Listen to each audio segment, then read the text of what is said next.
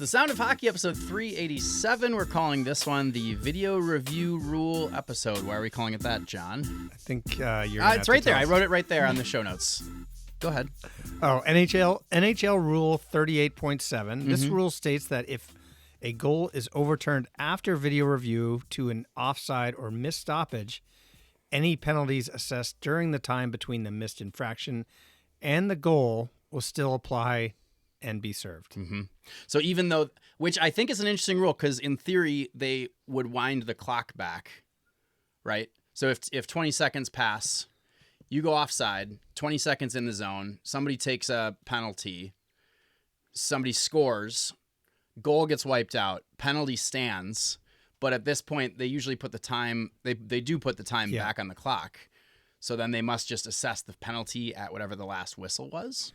See, right? That's kind of BS, right? Don't you think that rule's like, what if it's guy was offside and somebody made a diving play to try to stop it and trips him? Mm-hmm. And then the guy still scores or something. Still got to be in control of your own stick. No, you know why? You know why the rule not exists, high though? stick. Not high stick. I said trip. No, I know. Same thing, though. But he shouldn't have been there in the first place because he was offside. Yeah, but I think the reason that this exists is because otherwise it kind of gives you like carte blanche, right? Like you can, if you know that they're offside, for example, you can just go and kill somebody and no penalties now, right? No rules. It's like it never happened. Yeah. Hey, this is Sound of Hockey. I'm Darren Brown at Darren Fun Brown, joined as always by John Barr. Hello, John. Hello, everybody. I'm NHL Seattle on platforms. And Curtis Izaki. Hello, Curtis. Hello, everyone. Deep Sea Hockey on the platforms. Back on video, too. We were pretty sure you were in Maine. You were not. That's true. I was not in Maine. Also not fired. Okay. I do listen. That's... yeah. We did talk about firing you last week, but I think I was pretty clear that we were not serious about that, wasn't I? Or the conversation hasn't happened yet. One of the two. That's true. We haven't called the vote yet. Reconnected. Yeah. I think you're going to be safe. Okay. All right. That's good to hear. Especially during draft week. Yeah. So you went to... we can fire me after draft week. Yeah. So just to be clear, this was London, England? London. That you went to? Yes. Not London, Ontario. Okay. Yes. Correct. I do not remember you saying that you were going to London. I think so. He said tonight he was jet lagged, and I was like, from Maine? That doesn't. I mean, I know it's like 3 hours isn't nothing, but like he goes to Maine all the time. I feel like it's probably not that bad. Yeah, this trip was the first time. It's a combination of age and then the length of this trip. The first time that I actually realized jet lag was a real thing and not just an excuse people come up with to not do things after trips. It kills me. It is so like. I have a really hard time getting, and it's usually not the first day. It's when did you get back? I got back yesterday. Yeah. I think it's going to really hit you tomorrow. Although this is actually good that you're staying up probably. We're doing you a service. Yes. Yeah, it is good that I'm staying up because we're recording at night. Yeah. The way there, it hit me bad, but on the way back it hasn't been so bad yet. So we'll see if your theory holds and tomorrow is worse. Hopefully not. Good. Well, anyway, we're happy you're back. Yeah. Did you enjoy yourself? I did indeed. Okay. I did indeed. Had a lovely time visiting family. Great. Yeah, but I lots of news happened, and my only way to interact with it was online on the platforms, and as we all know, that's no place you want to be. So I'm glad to be back here actually talking to you guys. Yeah. And that news, of course, is I got my colonoscopy. So yes, the most important news of the week. For sure. Oh, yes. Yeah. Would recommend. Because it's medically important for people to do so. Absolutely. Yes. And honestly, not that bad. It really was not. Like, the prep is not fun, per se. No. But I never felt like that terrible during it. It just was, just kind of, it's just what you do. Yeah. You just do it. Yeah. John knows. Have you had one? I have not. Okay. I have not. But this is good to hear. It's in the near future for me. Was the You'll prep have to report back. Yeah, I mean at this point, I thought we had a Patreon episode coming about this, but let's just talk about it now. Speaking of Patreon, yeah, we're gonna do a mailbag tonight. So we did joke on the last off the rails that we were gonna do one about going to the bathroom. So imagine that you're tuning in for the first time because you're like, wow, I really want to hear these guys take on the Mackie Samoskevich. Yeah, I'm a new trade Kraken fan, dabbling in, re-signed Bobby McMann, really. And the first we're 5 minutes is completely incoherent. In the hard stuff right away. Yeah. No, it was quite soft. You know what I mean? Yeah, Anyway. no, I do. So was the prep more just like to feel like a cleanse? Have you ever done like Yes. cleanse I've diets? never done a cleanse, but Okay. I will say like I didn't feel like when like you eat something bad and you're like, Sure. oh, I didn't feel like that. It just was like, you just had to do it. What about the second day? Were you like hungry? Because yeah, a little bit. yeah, it seemed like I was getting like tired because no calories. And you prepped better than I did. I was like chicken broth. That's it. I did that. You did more though, didn't you? I had like Jello and popsicles. I had. You none mean of like that. during the? Yeah. Oh, I went out and like got some supplies Right, in advance. Yeah, I had Jello, popsicles, broth. My instructions But- did not allow for such. So food. mine was confusing because that was all specifically listed. Like you could have these things, and it was listed as like clear liquid. A popsicle, like a purple popsicle, was considered clear liquid. But then Like, don't do anything red. Right. Yeah. Right. Yeah. Yeah. But then the morning of, it was like drink only clear liquid, I think. But that actually included all those things, and I didn't understand that. Yeah, So yeah. I didn't eat anything the morning of. I just had like water and the jug, the delicious jug. So Okay. All right. We yeah. probably should move on. Here. Okay. So I also have another But important it's update. okay. You came through, and it's all Came good. through, Yeah, okay, and good. Results were good. results were good. As good as and could be. It was Yeah, like yeah. snap your fingers and you wake up, and it That's was the a best. non-factor. Yeah. I do have a slightly funny. I don't know if I want to share this one or not. It's Patreon content. Should I share it? Can we save it at the end? It's not that inappropriate. It just, Is it in a what's good? retrospect, was very, very funny to me. Okay. Should I share it? You want to share it? I do want to share You it. can see it on your face. All right. Well, so I was like very nervous. 'Cause I've only been put under once, and they were Yeah. gonna fully put me under, and that was for like wisdom teeth, right? Same, And it was same. like, they're putting all this stuff on me, and I could like feel my heart beating fast. Like I was like, tell that I was nervous. He's like, okay, here. So we're just gonna have you turn on your side, yep, and then kind of adjust your leg, yep, like that. And then he looks at everybody in the room and goes, how's that for you guys? And then I was asleep and I was awake, and that was it. It was That's funny. so anyway. And I also have a crow update. So I promise we're gonna get to Kraken talk, but what are we at here? 8 minutes. We got plenty of time. We're in good shape. Got 30 seconds. So 2 crow interesting incidents over the last week. Not quite a murder. One, not quite, but one of them involves 2 crows. Well, actually, it almost was a murder. They were fighting against a pigeon. I don't know what this pigeon did, but like it looked like they were gonna kill the pigeon, and the pigeon like ended up like gimping away and hiding no. under a car. It was quite brutal to watch. I don't like to see that. It was quite brutal. So that's crow thing number 1. It was two crows against 1 pigeon, for the record. All right. Yesterday, my brother and nephew were in town this weekend for because nephew graduated from high school. So as a gift, they came out and we did 3 rounds of what? Why are you looking at me like that? I'd like to see your brother. He wanted to see you too, but we were golfing all 3 days. There's so too we much had like golf, a John. really packed. You got to calendar. focus on what's important here. Anyway, carry on. Sorry about that. Anyway, he'll be excited to hear that. I don't think I've ever met Andy either, have I? I don't think you have. No. No, but he is a big time listener to the show. Anyway, we did golf Saturday, golf Sunday, and then yesterday was big time golf. We went down to Chambers Bay. And Oh, okay. Oh, cool. Yeah, yeah. So Andy, by the way, shot 76, his best round ever. He was like At Chambers Bay? Yeah, he was on fire. It was pretty cool. He hits the ball like, all hockey players, like they hit the ball. So he hits it like 320 yards or something like that. That's so crazy. yeah. Anyway, and he was just really playing well. Where am I going with this? Oh, so as we were getting ready to go out and play, I left my golf bag sitting like just off of the putting green, and I had bought some snacks to like put in my bag. I had a beef stick, fully wrapped beef stick, and a fully wrapped like power bar thing. And I walked away for like 2 minutes, and I came back, and there was just like wrappers.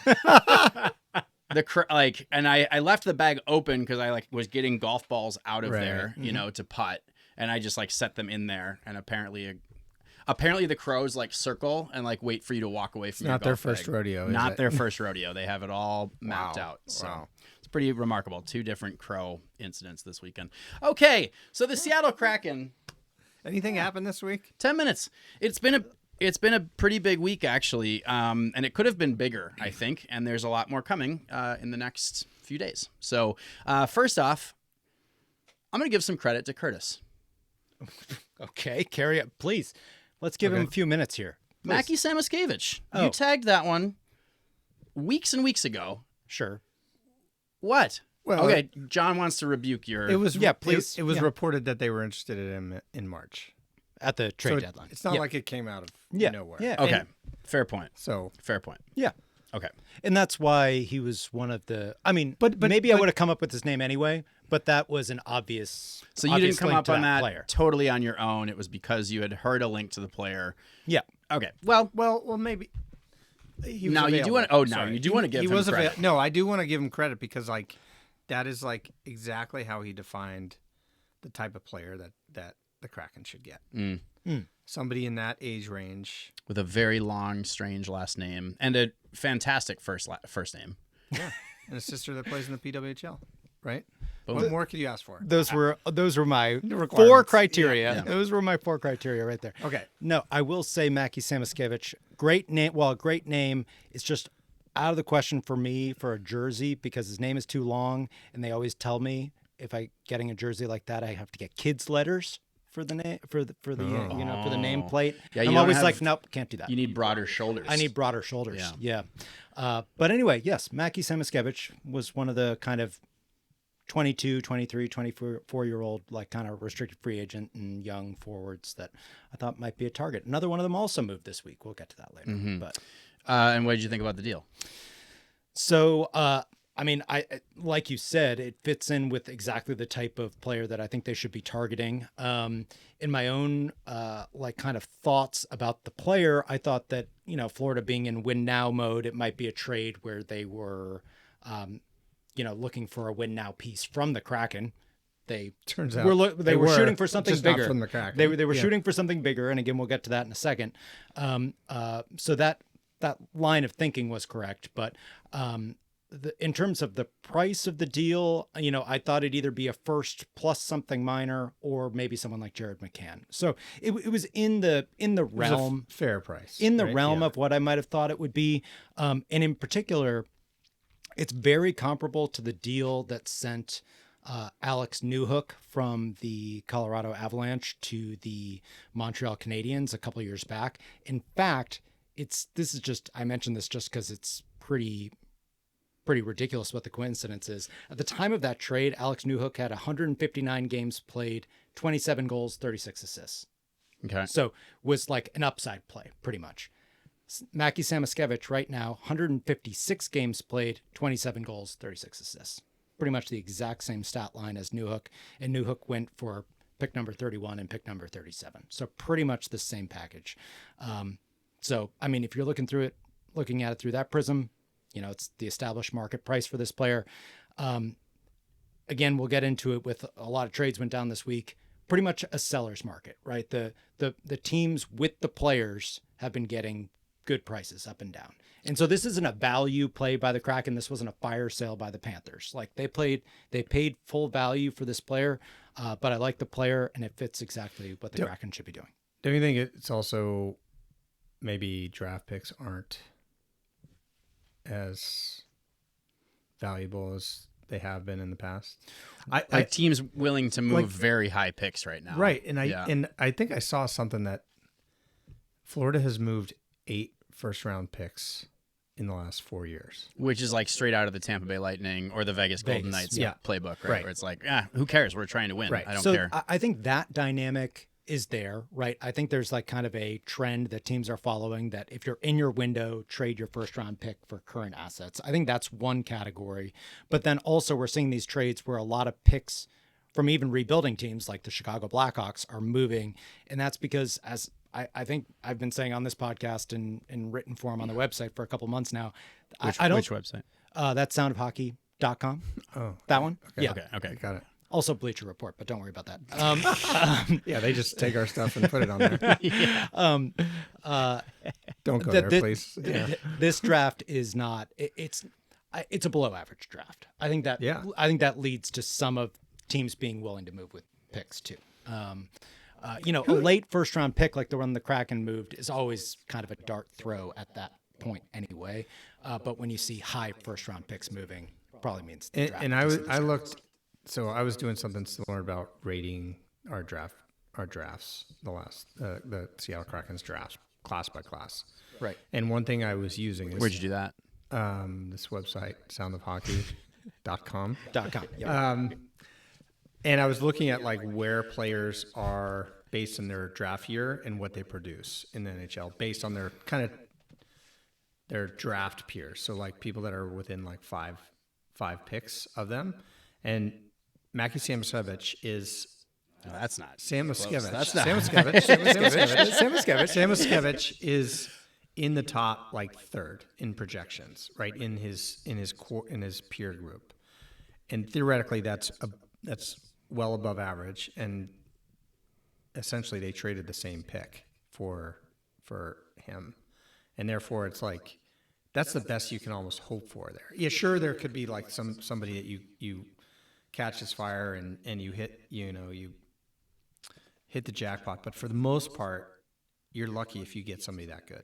Yeah, and we don't have to wait 4 years to know. Right. At the end of the first round, it's either you're taking a lower upside player, who's probably going to play NHL games but doesn't have that upside, or you're taking a swing like an Edward Chalet, something like that, which is at that point in the round, and it's kind of a dart throw whether it works out or not. Edward Chalet still could work out, but it's not looking great yet, as you pointed out in your article.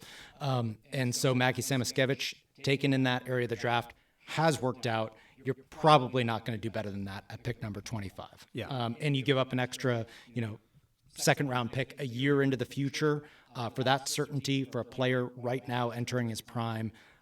It's a deal that makes sense. I think I also want to hear from Darren because we haven't gotten your thoughts on the deal, but I also think just the player and the skills he brings makes sense with the system that the Kraken play and how Lane Lambert wants to play, but I'll come back to that. There you go. In line with the does it fit the vision question that we talked about last week, I believe. Without you.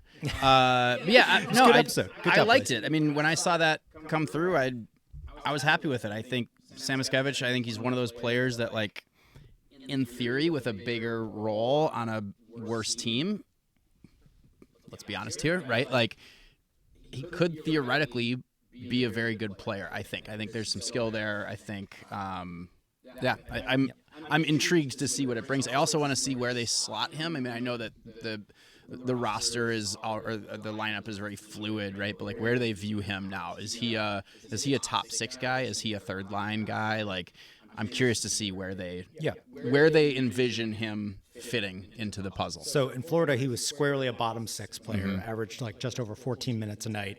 But what's kind of exciting about him, besides like kind of being on the younger end and still having maybe some upside left, is that what he brings is speed and transition ability and scoring off the rush. That his production isn't necessarily like power play dependent or something like that. If he earns a role on the power play, great. But it seems like the type of production that should be able to scale up if he gets more 5-on-5 time, right? Because he brings speed, and I think speed will be a theme of this conversation that we can circle back to when we talk about the next thing we're going to talk about. But I just think that his ability to get up and down the ice. And be able to attack, and counterattack, transition is exactly what Lane Lambert wants to do. It's like play good defense. Mackie Samoskevich can definitely do that. He can play defense, and he can attack off the rush on a counterattack. The tools are there for it to be a really good fit, I think. And like you, I'm curious. The sense I get, we've heard that Lane Lambert has been involved in, meetings about the types of players they want to identify and go for. When the team acquired Bobby McMann last season, like he was right on that first line, right? Yeah. It's like a player that Lane Lambert liked, put up there. They knew where he wanted to put him. They knew where he wanted to put him. I don't know. We'll have to see how it plays out, but my gut says, Lane Lambert is on board with, if he earns it, having Mackie be a top 6 guy. So we'll see. Speaking of Bobby McMann, What? he's back. He's back. So I'm gonna eat some crow here. That's a phrase, right? Whoa. I mean, yeah, wait, you just if you're- disrespected yeah, the crows. do you think No, that's but what like the if pigeon you're was doing? if you're It's a good admitting that idea. you're wrong about yeah. something, yeah, I'm gonna eat some crow here. No, the crows were eating. I'm gonna eat some pigeon here. Wait a minute, they were eating the pigeon now? They like nipped at him. Yeah. Yeah, okay, all right, fair. They took a good chunk out of him. It was pretty sad. I don't like pigeons, I but know. man, it was sad. I have a reason I don't like pigeons too. Goes back to my New York Bonus days. episode? Yeah. Yeah, we need a full bonus episode on that. Anyway, So Bobby McMann, you thought he wasn't coming back. my mindset shifted as the off season went along, and like I know it's a little more to like we're reading into something, but his Instagram post of like him all around Seattle, and it felt like okay, maybe he liked it here more than we realized, and even his comments at the end of the year where he was talking about like, yeah, I really want to go somewhere that I can win, but also something about like his fit and, you know, being able to be a big part of it and everything. And I was like, well, he does definitely have that. And they've shown that they're willing to put him in the absolute best position to succeed. And he did succeed individually, but also this team sucked from the time that he got here. So that's why, realistically, I thought he probably wouldn't want to come back here, and I thought that he'd played himself into being such a hot commodity that he'd probably want to test free agency, but didn't get there. The Kraken landed him 6 years, $5.75 million. What did you think of that term and number? Let's start with you, John. I feel like Well, I mean, Curtis, you're going to have some thoughts on this. the number is probably in the realm of what we expected or Yeah. that he would make. I think we said when we talked about this maybe like a month ago, I think the 6 number was what started to scare us. It was like, that sounds high based on track record and Well, yeah, he's going to be 36 years old. Yeah. I think you need to look at that. They probably had to overpay a bit, right? And whether that getting an extra year, that might have been kind of to really lock him in. That gets him that extra, that gives him incentive to stay versus testing free agents. sure. Right. Because what is the max contract now? Is it? It's 8 with your current team, 8. right? Yeah, Still, yeah, and just still this year. until Yeah. September, you can still do 8 years. So, but it's not like he signed a max deal. But you're saying most he would have gotten on the open market. Probably people would have been like maybe $6 million at 4 years Yeah. or $6 million at 5 years. Yeah. But I think that's the variables that the Kraken had to play with. 6 years from now, maybe even 5 years from now, it's not going to look good. But you're paying that money to get him now. Yeah. Right. And I think it's about what you can expect, and with a slight overpay, probably on term more than actual. If he can deliver 80% of his rate of scoring, I think that'll be really good for the Kraken, at least the next couple of years. Yeah. Because he was on fire, but a little bit of a bender in a way. So I don't think it's realistic to expect him to score 40 goals, but he can score. You know what I think is interesting is the team seems to have a hard time getting players to Seattle, you know? But then at least that's what part of the narrative has been. It's been like hard to get players to come here. But then they stay when they get here. You know, like Bobby McMann would have every reason to not want to come back here. Like this team was so bad down the stretch. And that's all he got to experience was just playing for a terrible team that fell out of the playoffs. Well, and that, I mean, in hindsight, you just have to, I'll have thoughts on the contract in a second, but I mean, you just have to give the front office credit for the fact that, you know, at the time we were like, oh, a 2nd round pick for Bobby McMann, this team, I don't know, should they be buying at the deadline? Is this team good enough to do that? Because it felt like a rental, too. It felt at like the a time, total right? rental. Yeah. And it's like, do you want to give up a 2nd round pick for this year's version of this team? I think we talked about this briefly, but it just in hindsight is true. You're totally right. They got the chance to sell Seattle with him being here, you know, and getting to do the Instagram tour of Seattle. But also experience like the support and the facilities and stuff like that the team tends to say is a selling point of Seattle. And right, without that, he doesn't experience that. And so I agree with John. I think they paid full retail value on this contract, like what he might have gotten in free agency, he got before free agency here. But let's say even hypothetically, Bobby McMann had made it to. This is not no. Sorry. If Bobby McMann hadn't come here but had made it to free agency, maybe that Kraken that same contract offer might not get him here. Yeah, because he doesn't have any experience in Seattle. If this team offers him that, and I don't know what's another team that might have been interested in him, offers him that, he probably goes. Yeah. Right. He might very well go somewhere else that has a more established track record of winning. So, so I think in hindsight, the trade looks better. I think when we were talking about the deal, again, like a month ago, like you were saying, I think the hypothetical number we used was 5 years, $5.5 million. I think you both said that's about where you'd be willing to go, and I said that's a little bit too much for me. So I think this contract is a little bit more than I'd want to do on the term, like you were talking about. But I think it's also very true that this team has more money than it can spend on anyone this coming season, pretty much. Like if they just, they have pretty much a full roster right now. If they re-sign Jacob Melanson for the $1 million Jacob Melanson's going to get, they'd have they could field a line, they could put a lineup on the ice tomorrow, and they'd have $23 million in cap space still.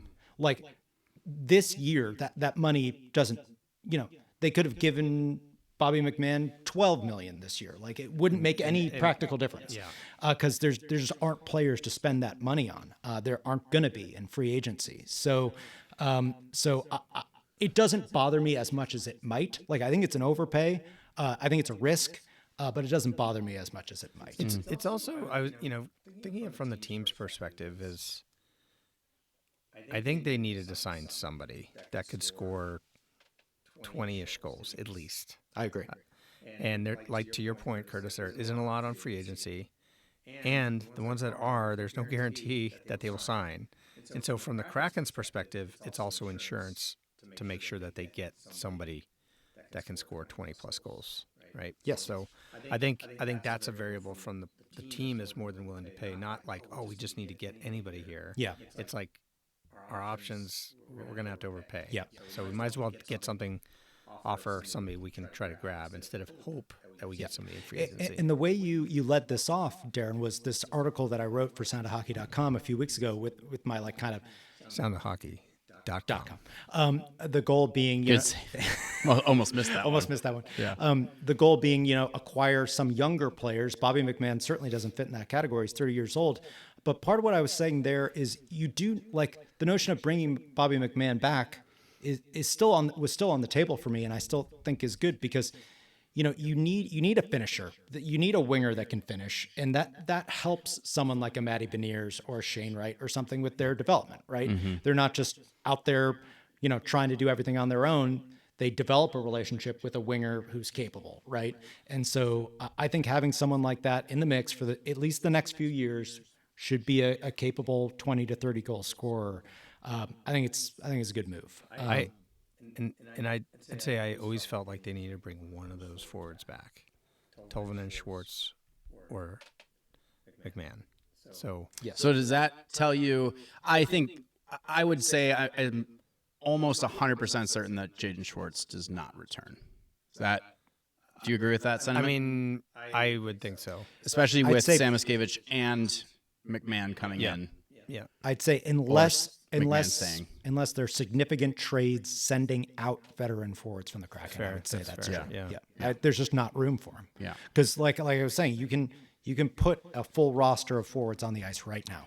Thinking back to our conversation about when they were successful in year 2, they had the balanced attack of 4 lines.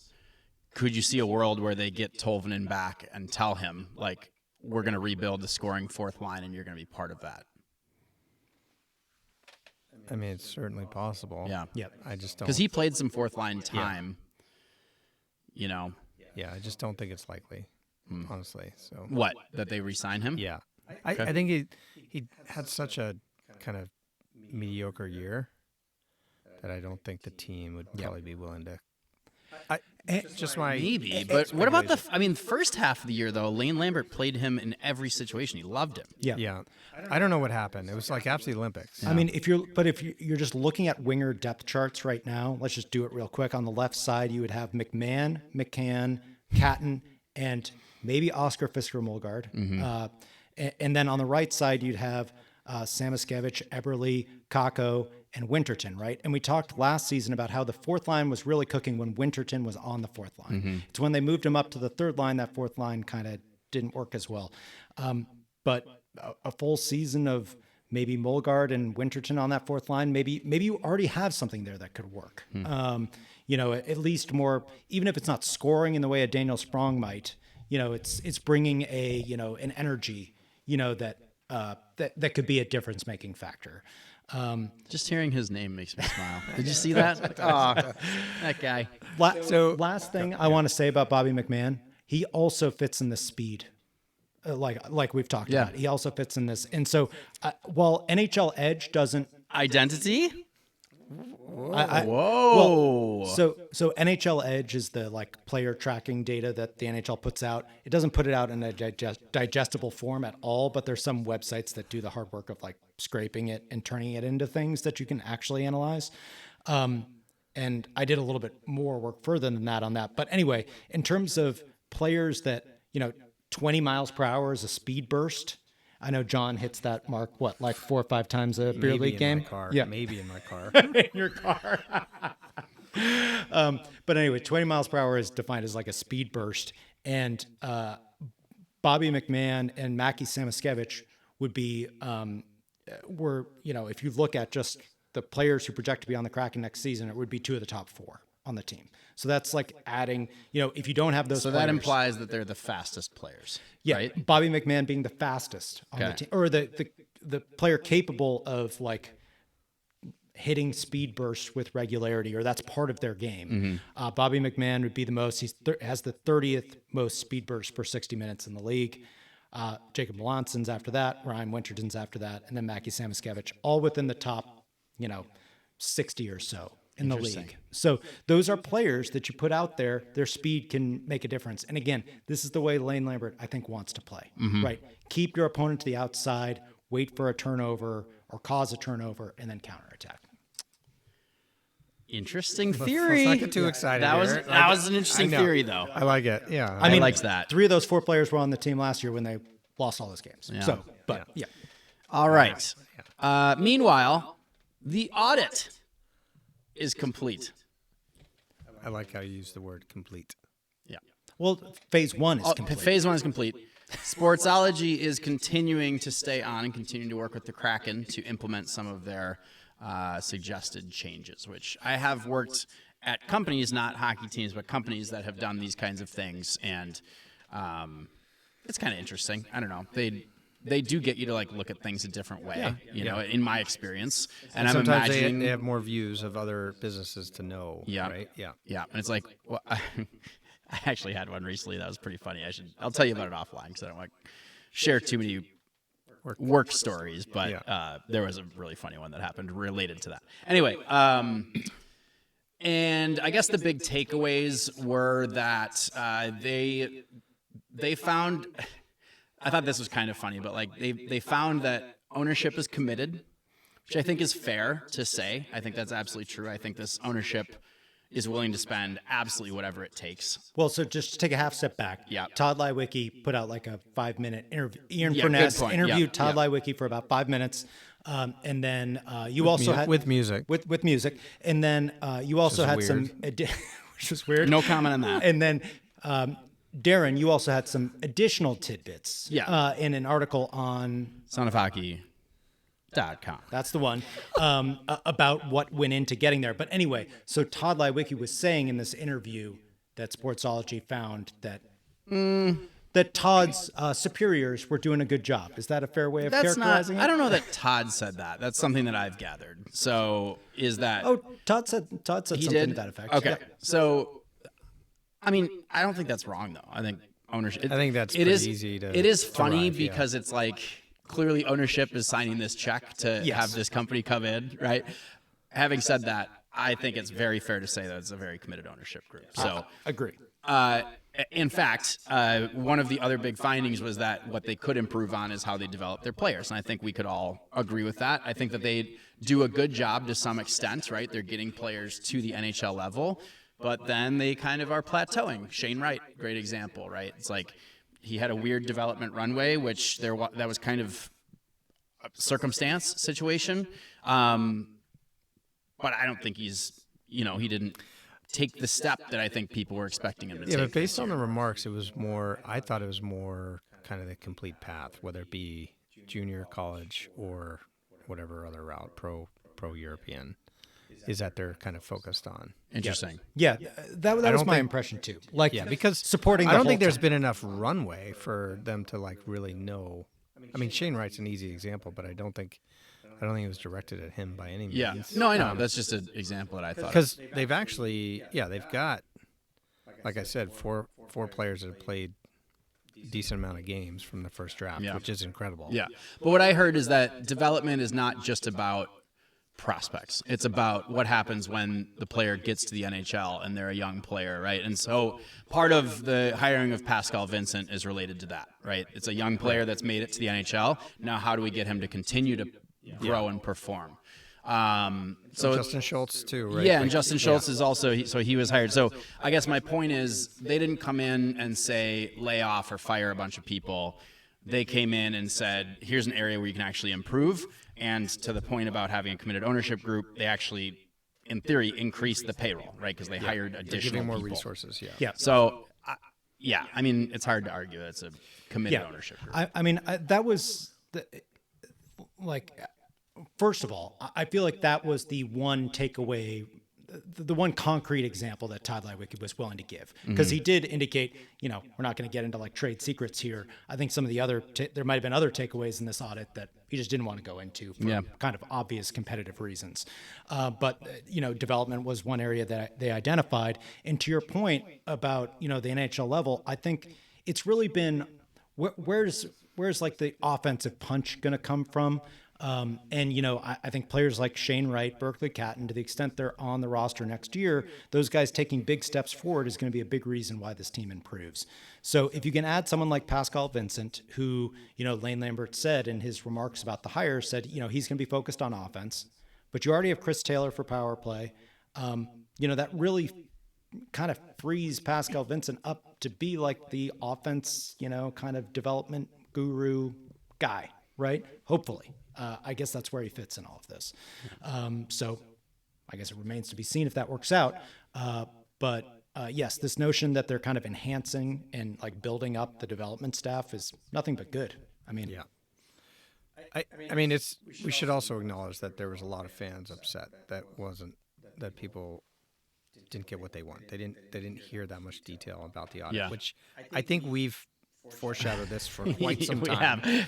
But I mean, Todd also, in his, I think in that presser when he first mentioned this, and I think kind of caught some people even by surprise when he mentioned it, but like I think that he said something like, well, we're going to roll out a specific plan. Yeah. And I remember him saying May, and it's now the end of June. So it's like, okay, what's this specific plan going to be? So it's a month later than what he said.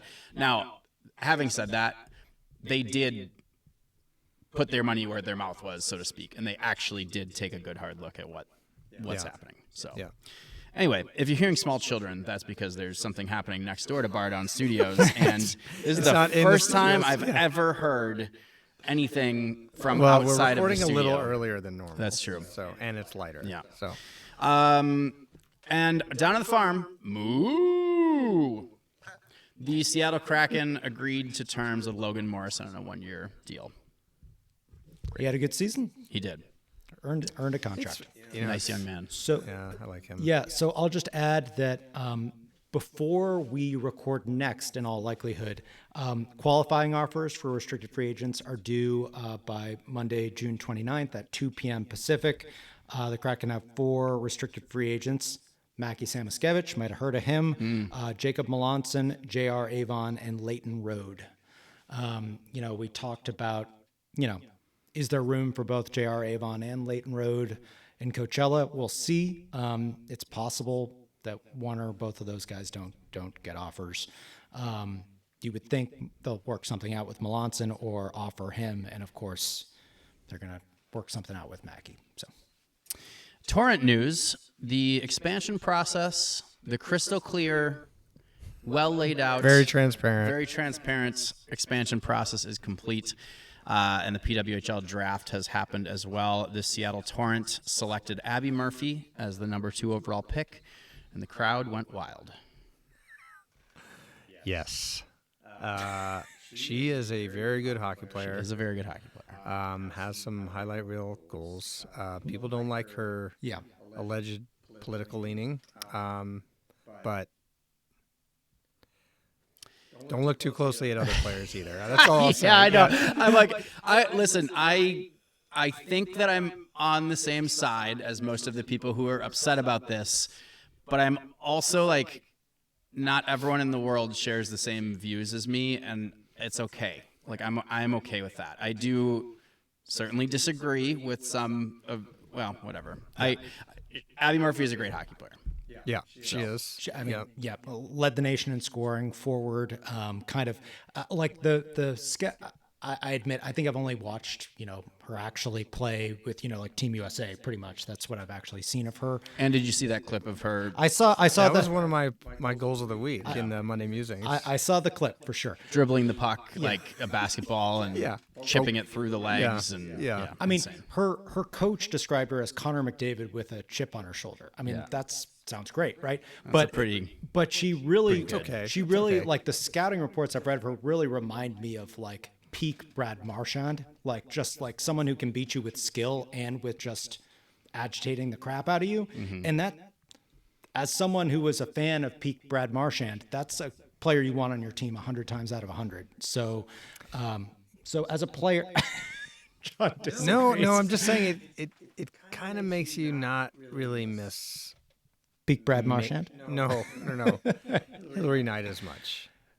Sure. Yeah, she can take that first line. Hillary Knight is an icon, but she is much older, and so I don't know. I think she'll probably score more goals than Hillary. So when I was, I admit, I follow the PWHL more at a fan level than I try to learn the NHL inside and out. But Abby Murphy was number 2 in all of the like draft rankings that I saw.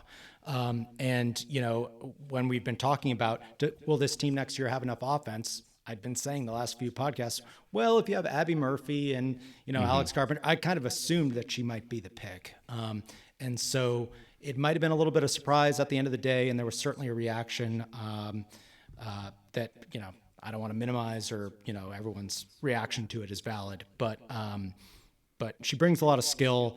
And I'd like to give her a chance. So, additionally, right, like so when everything was said and done with the expansion draft, yes, they lost Hannah Bilka, Hillary Knight, Kayla Barnes, but they also re-signed Alex Carpenter, Julia Gosling, Serdachny. They also re-signed Teresa Sharfstall. Right. Mm-hmm.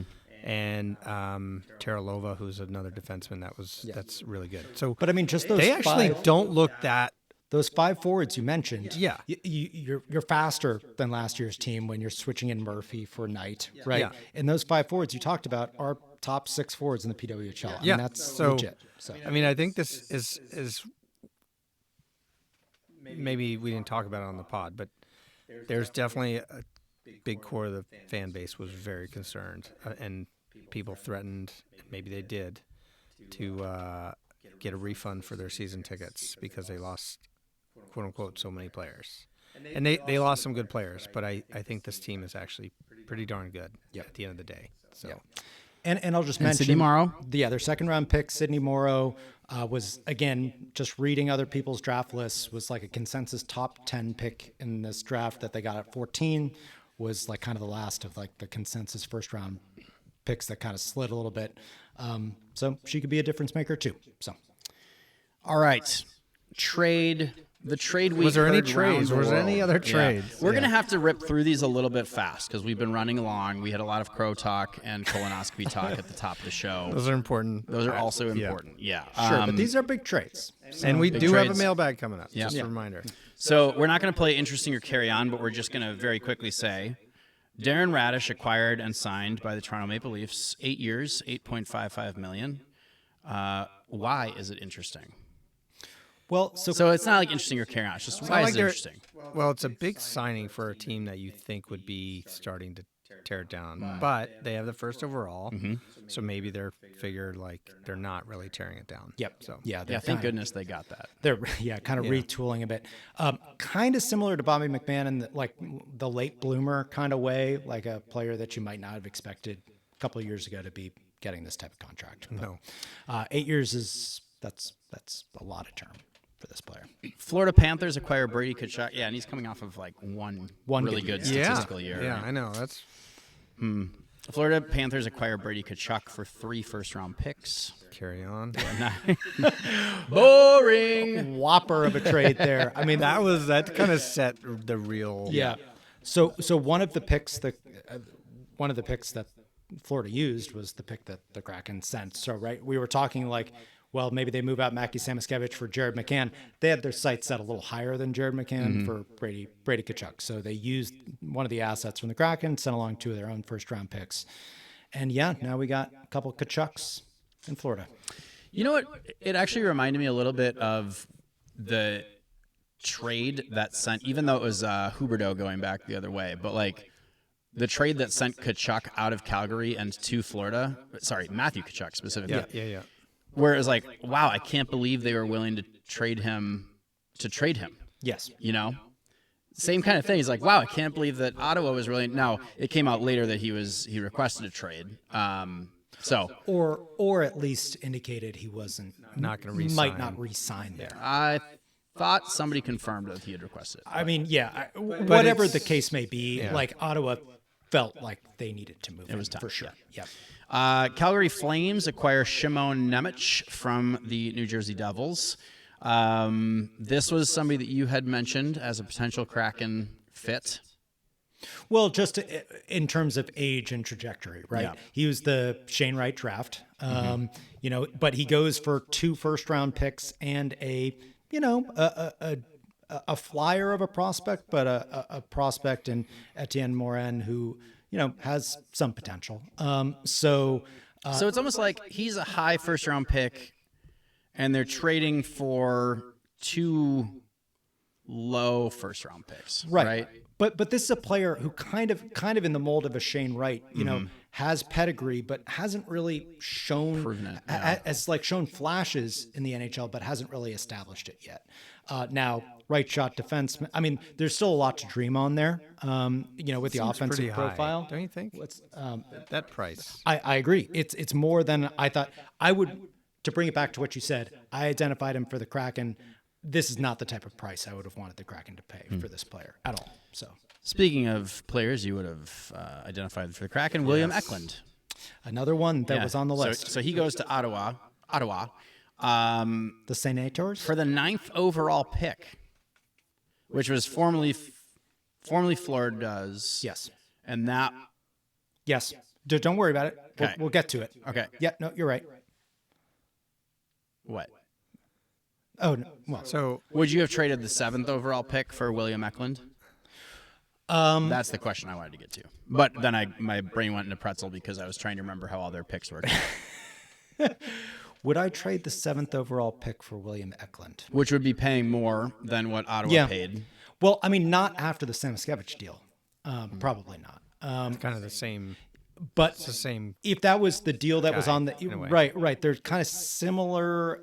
They're similar-ish in where they are in their trajectory and where they might be. Eklund might be a higher point total, but Samoskevich might be a little bit more well-rounded. Is Eklund worth the 9th overall pick? So I don't. This draft, maybe. I right? actually think Yeah. that San Jose did extremely poorly in this deal. I think they should have gotten more. Now, I think what could save this deal for San Jose is if they know there's some use for this pick, like they have another deal coming, right? It's like they needed another top 10 pick because they're doing something else with it. Then that might make some sense. But William Eklund's value to me is more than this because they sent along 2 like pretty reasonable prospects as well to get the 9th pick. So you're hoping the 9th overall pick becomes William Eklund. William Eklund's a really darn good player. Straight up, just in isolation, I don't think this is a good deal for San Jose. Now, They now have 3 first. They have 2nd, 9th, and like 20 something. Yeah, they do. But the reason why William Eklund was a potential target for me to begin with is the clear number 2 pick for me is Ivar Stenberg. And they just have so many forwards. Like, how could you keep all those forwards and add Stenberg to it? So I get it from that perspective. I just don't think it's good value for them. The Capitals acquired Jordan Kyrou. Again, definitely rumblings that he could eventually be a Seattle Kraken. Indeed. That didn't happen. Indeed. So Went for a first-round pick, a pretty solid prospect in Connor McMichael. yeah, so kind of like a player that standard like good player package of he's a been pick a little player and a underwhelming though, right? who Connor McMichael. Yeah. But still young enough. I mean, still reasonable. Yeah, but you're right. It's the first-round pick player prospect package. And yeah, Jordan Kyrou had just been. It seemed like he was going to move eventually, right? It's like St. Louis was always willing to move him for some reason. Yeah. But again, with the Kraken went for Samoskevich, I don't know that it really makes sense to acquire both when you're giving up assets. Kyrou's 28 now or something like that. Yeah. Again, the age range of Samoskevich just makes more sense. And then the Chicago Blackhawks acquired Bowen Byram. So again, like a lot of players that you had mentioned as maybe this guy could fit on the Kraken. I would consider it, you know, and they did get Samoskevich. I just struggled with it. And there's probably more to come, I think. I hope. There are, I will say the list of like players that I put together happen to be like in the right neighborhood. Like a lot of these people have moved. I will say that the player that from Buffalo that I really wanted was Owen Power. With Bowen Byram on the way out now, you got to think, okay, Owen Power has a more solid role there. So he probably won't be moving. But I mean, this trade is interesting because Chicago moved the 4th overall pick for him, which is, you know, top 5 picks just don't really move. And this is not a surefire bona fide star in Bowen Byram, I wouldn't say. Like, maybe he can get there. But... Well, it's Bowen Byram and Jordan Greenway. Okay. All right. Jordan Greenway's a player. Yeah. Barely anymore. Okay. Yeah. Definitely plays hockey. He's a player. Yeah. He plays hockey. I'll give you that. Was that a bad take that I just had? No. I mean, it's true. I mean, obviously they valued him. It's like 29, maybe. Okay. 29. Yeah, he can play. He hasn't. He's just never really blossomed. No, that's true. Yeah. That's definitely true. And even, well, when he was like young, I remember there was. I mean, 29 is still reasonably young, but true. It just when was he like, was a young lad. Always questions about like his work ethic and things like that when he was early in his career. I don't know if that still follows him or not, but so those are some of the big trades. Count of 3, the Kraken are going to make one huge blockbuster trade. Well, but let's define. Just who are they acquiring? Just name the player that you think they're getting. Hold on, this is going to take some. Okay. We're talking like big one where you're like, holy crap, and they're going to like push a lot of chips in and say, we want this player. Okay. Ready? Sure. 1, 2, 3. Jason Robertson. Curtis? Can I say pass? No one? Oh, whoa! No, okay, that's not fine. How is that fun? I'll throw another name out there. I would have put McTavish, but it's not big enough. That's not. Yeah. Robert Thomas. Why not? I mean, because because St. Louis traded Jordan Kyrou for Who would you rather have at this point, Thomas or Robertson? With this roster, maybe Thomas. Now that you have Samoskevich. I think Robertson is the better player in isolation. It's just like, okay, who are you? You know, you got some talent on the wing. Who are going to be your centers now? And maybe Shane Wright takes that step. But I don't know. It seems like the Kraken have a package they could put together for Robert Thomas, like number 7, Shane Wright, you know, plus something else. You know, maybe you're getting there. But Vince Dunn back to St. Louis. You love that take. You love it. Why not? Well, they're probably rebuilding if they. That's the all right. challenge. Next on our show notes, we have in gigantic letters NHL Draft. It's coming up. It's coming up. It's this Friday. Yeah. So the Kraken have just resetting it. They moved number 25, but they still have number 7 and number 38, their own picks there in first and second round. And then their next pick isn't until 99 in the 4th round. So, but 2 premium picks still. And I don't know if you guys been how dialed in. I know John's been doing some draft work. How dialed in are you on the draft? Darren? I've read your things. Okay, good. So, So you're very non-zero. Actually, that's not bad, right? He does a lot. Yeah, very dialed. For me, it feels like it's coming down to. It'll probably come down to, two to maybe 3 defense prospects for the Kraken at number 7. Albert Smits.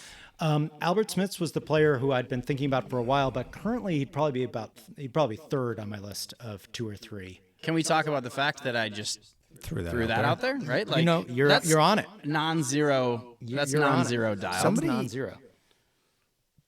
One of the trades somebody acquired the 4th, was it Chicago? No, Yeah. Chicago. So it went from Chicago to Buffalo.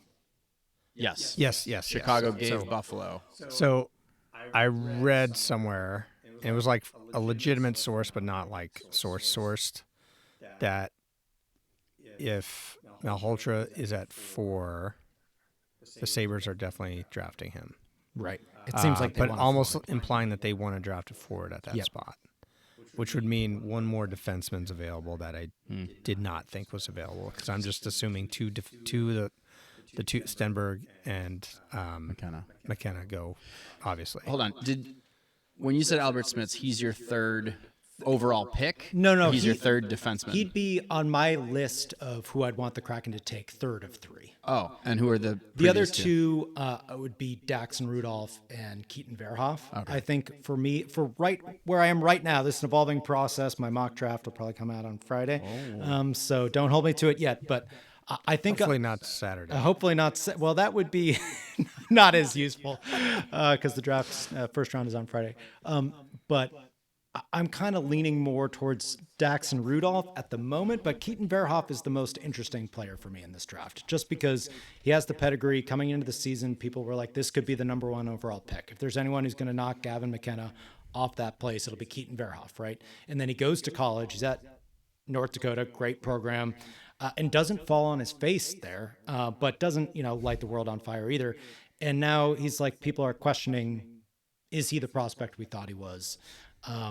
So I don't know. I keep kind of going back and forth between those two players. If a forward drops, like a Caleb Malhotra or something like that, that's a different conversation. But for me right now, it feels like the Kraken might be between Rudolph and Verhoff, but we'll see. And then the only other thing I wanted to mention about the draft is after the work that I've done, I kind of see there being a top 2 of McKenna and Stenberg, and then another group of 2 being Reed and Karls, the 2 best defensemen in this draft. And then I think there are 3 in the next tier after that that gets you down to 7, being Malhotra, Verhoff, and Rudolph. So that's why I end up where I do. And hope it should mean the Kraken get one of those, in that tier. But I think we needed smaller letters on the NHL draft there. I'll decrease it right We now. will be lots of draft coverage. Yeah. Trust us. Yeah. It's already on there on the website, so go check it out. But Curtis talking sent a proposed content schedule for the week, and it was like Monday, Curtis; Tuesday, Curtis; Wednesday, Curtis. Well, I didn't know we'd afternoon, Curtis. Yeah. I didn't know we'd have audit results. I know. That's a big deal. I know. Let's move on to our weekly one-timers. Our first. What? Did you have something? I decreased the size. Oh, I see. Weekly one-timer. The Vegas Golden Knights hired Ryan Craig as their head coach. They just couldn't wait for Torts to get out of there so that they could promote Ryan Craig into their head coach position. He's been with the organization since its inception as assistant coach, and then was most recently the head coach of Henderson. So their AHL affiliate. That seemed like the plan all along. It's hard to question anything the Golden Knights do. It all seems to work out. Speaking of coaches, our next weekly one-timer. Specifically coaches who are hard to question. Yeah, Very hard to Don't question wanna this question- guy. yeah. Mike Babcock, officially hired by the Edmonton That's literally Oilers. the only silver lining of Mike Babcock being back in the league is we get to You hear get to that. hear me say that. Yeah. I was so worried that things were going to go sideways and he wasn't going to get hired. I want to see. You want to see how it crashes and burns. I want to see this. Yeah. How this goes. I would just Devil's advocate. What if it works perfectly? That sucks. Yeah, that you're right. That scenario we don't want to think about, but Like I I understand the checkered past, right? He's won some stuff, with Zetterberg and Yeah, sure. Yeah, But now he has McDavid and Draisaitl. true.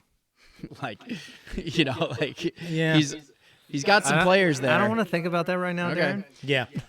Because we had a similar conversation about Joel Quenneville, right? Where it was like, oh my God, I can't believe that they would, Dude, you put all that stuff aside and look at the guy wins. this is a brutal question.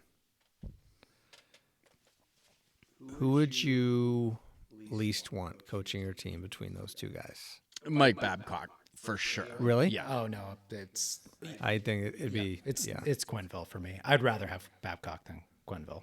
Yeah. I mean, they're both. I want neither. Very clear. different situations. Very different. I think Yeah. Quenneville made an error in judgment. I don't think he's inherently a crappy guy. That's pretty fair. But I think Babcock is the inherently crime was- a crappy guy. That's true. I mean, The crime was bad. Don't get me wrong. It's I know, bad. I know. It's This is totally not- bad. Quenneville's was borderline illegal, right? Yeah. That's kind of it. Let's drop it. they're both bad. Both suck. Both. and they're suck. both in Let's the be- Pacific yeah. Division, so we get to root against them. So that's great. Yeah. Okay. Next weekly one-timer.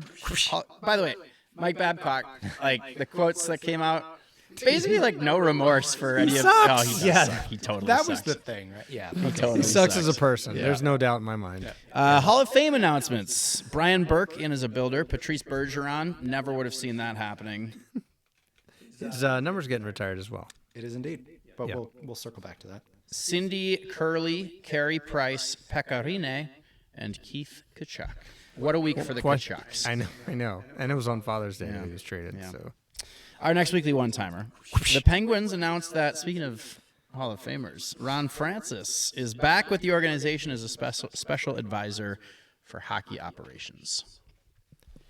You think any other week in the last 6 weeks, that would have been our headliner for the entire it was podcast. for the first couple of Yeah. days of the week. And yeah. it's we're an hour in and we're not going to spend any more time on it. But anyway, cool. Good for him. Good. I mean, that's just,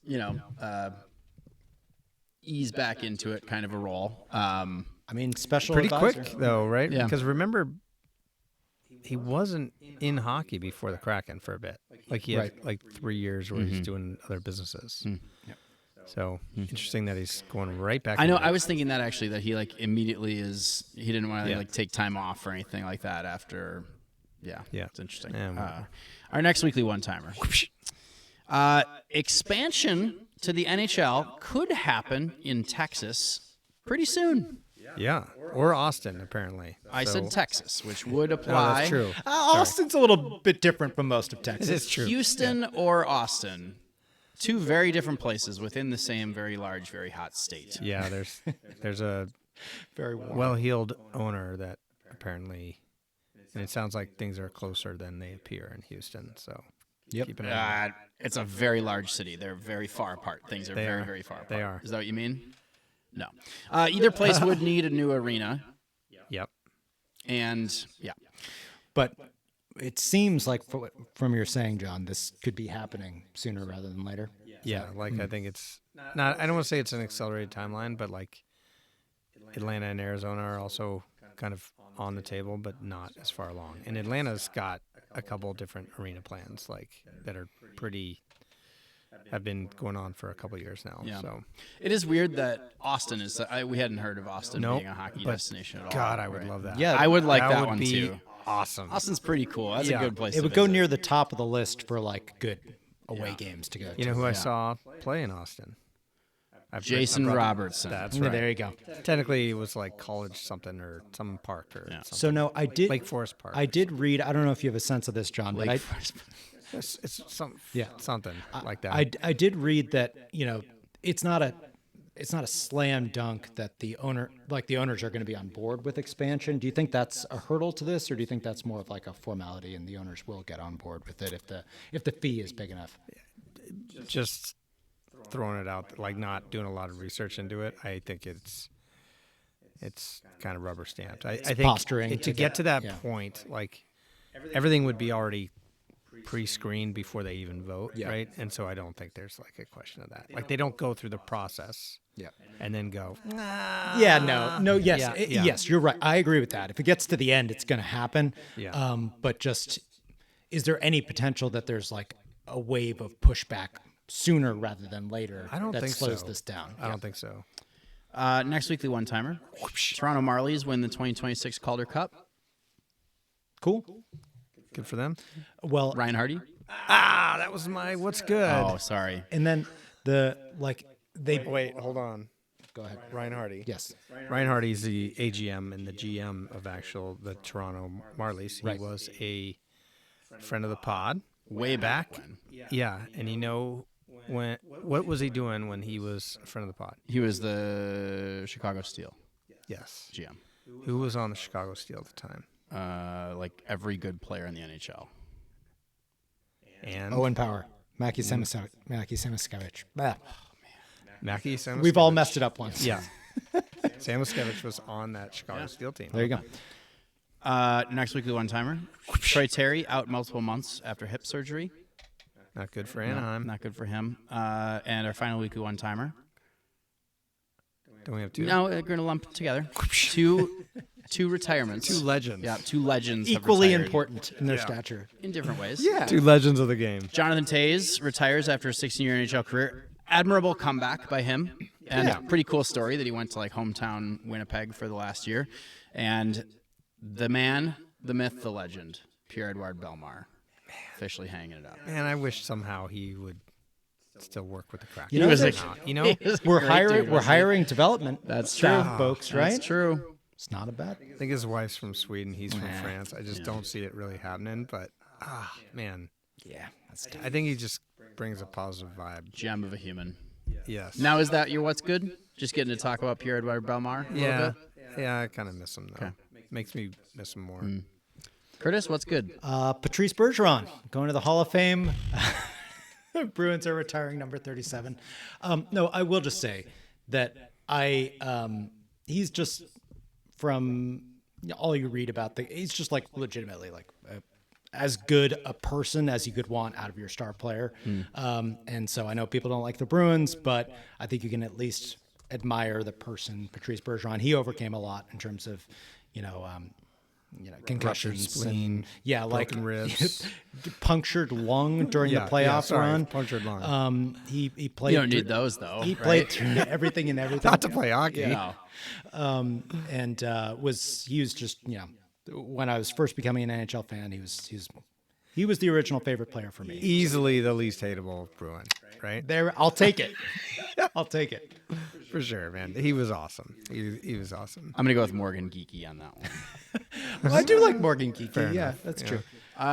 My what's good is colonoscopy. Get checked out, folks. All right, that is episode 387 of the Sound of Hockey podcast, the video review rule episode for Patreon. Speaking of which, we need some 5-star reviews. Yeah. We need some 5-star reviews. Yeah, that'd be cool. Throw That'd those be cool. in. Apple Podcasts. Patreon mailbag coming up. Subscribe on Spotify. And we'll talk to y'all soon for episode 388. Post Cheers. draft. What? Post draft. Post Post draft. Post draft. Talk to y'all soon for episode 388.